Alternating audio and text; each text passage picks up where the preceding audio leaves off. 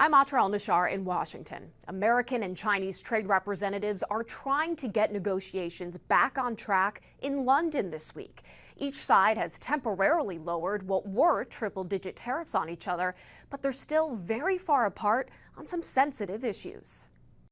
President Trump's economic team emerging from almost 7 hours of talks with their Chinese counterparts Monday, meeting on neutral ground in London, seeming to play out longer than the Trump administration had hoped. I expect it to be a short meeting with a big, strong handshake, and we'll see.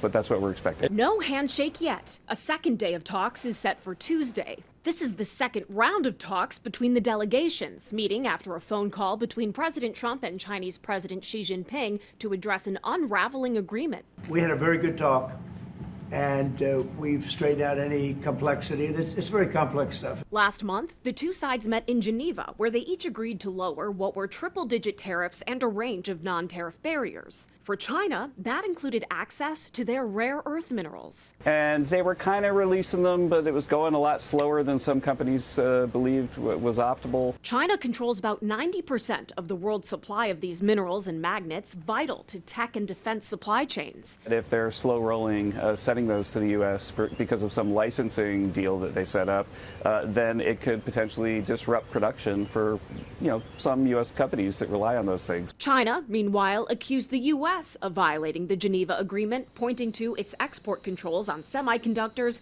and a new State Department policy to aggressively revoke visas for Chinese students.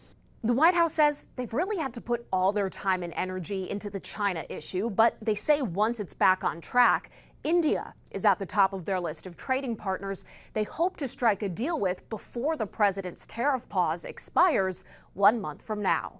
In Washington, I'm Atra Al-Nashar.